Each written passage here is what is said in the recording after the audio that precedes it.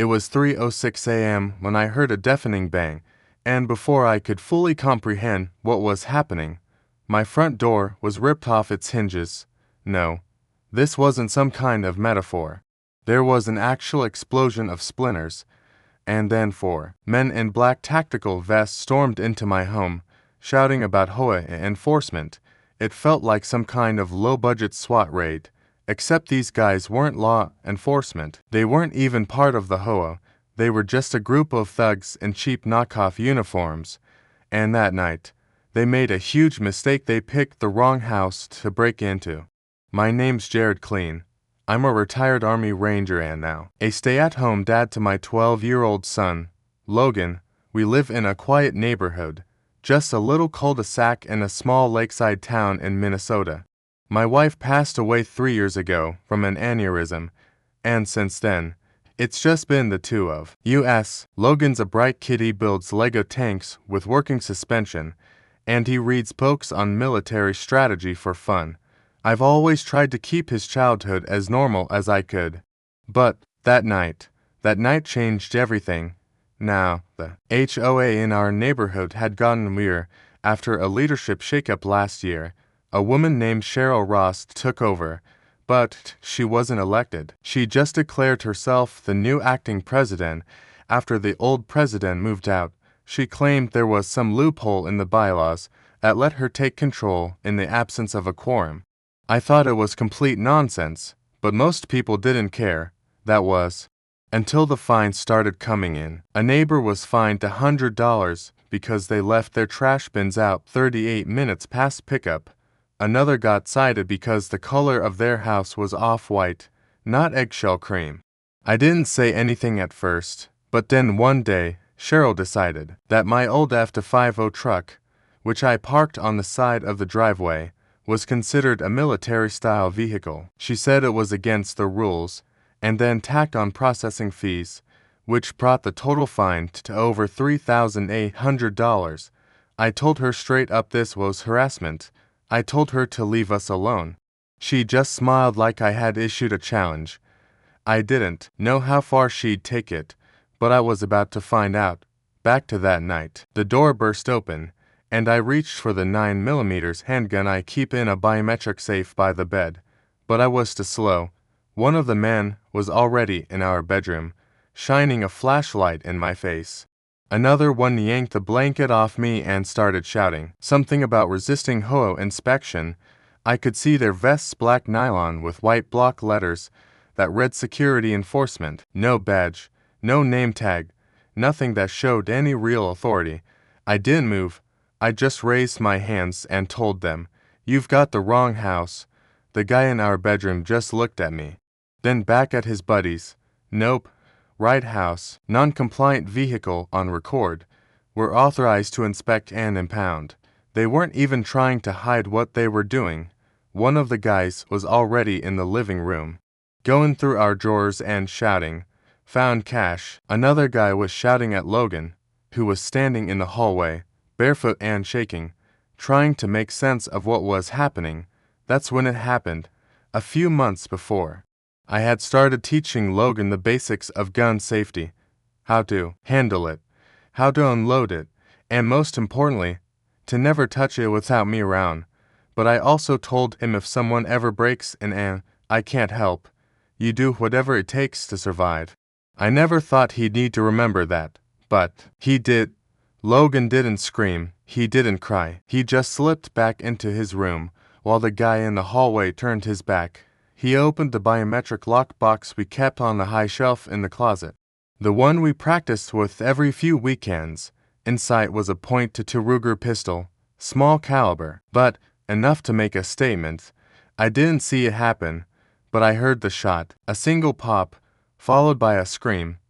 Then, nothing but silence. The guy in the hallway went down, clutching his thigh, blood soaking through his pants.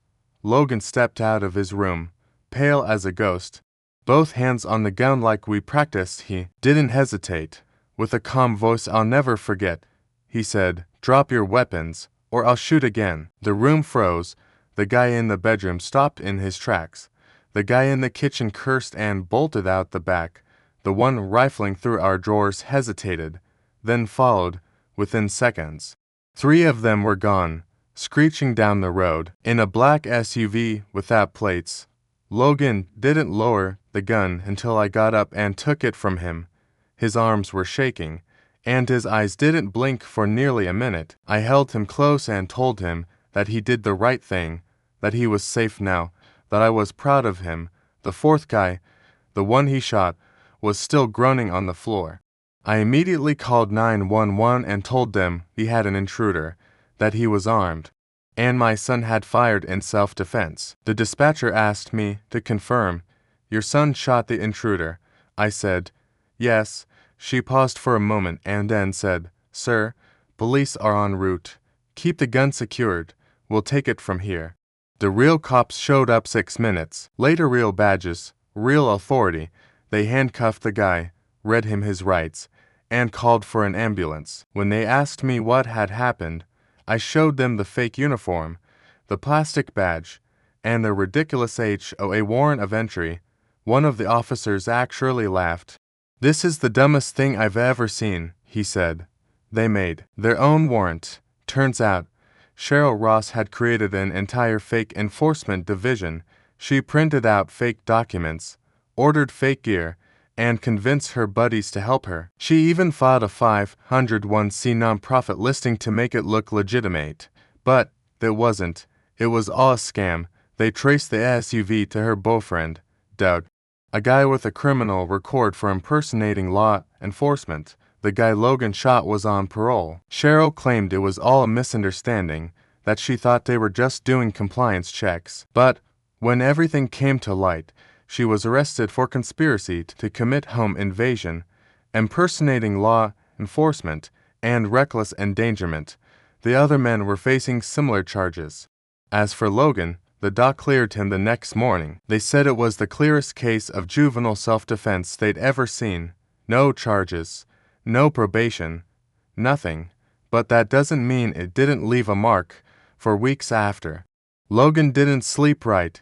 He kept checking the locks, kept asking if we should move. One night, I heard him whisper to himself, "I thought I was going to die." I sat with him, held his hand, and said, "You were brave, braver than I ever was at your age.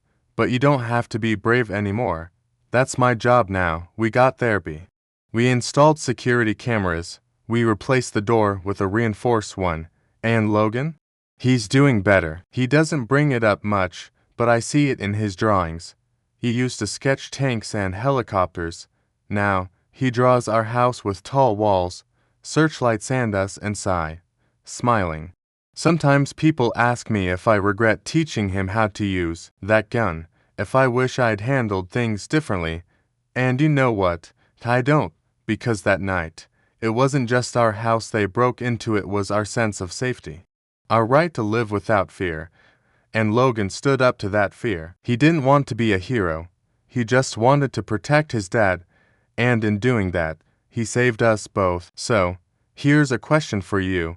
What would you do if someone pretending to be authority broke into your home at 3 a.m., dragging your child out of bed and waving a fake badge? Would you freeze?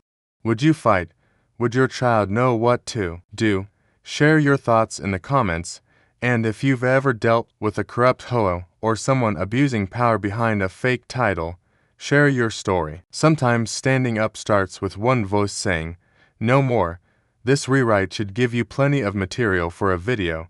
You could use a dramatic, engaging narration to keep viewers hooked, while incorporating relevant visuals to emphasize key moments in the story. Asterisk.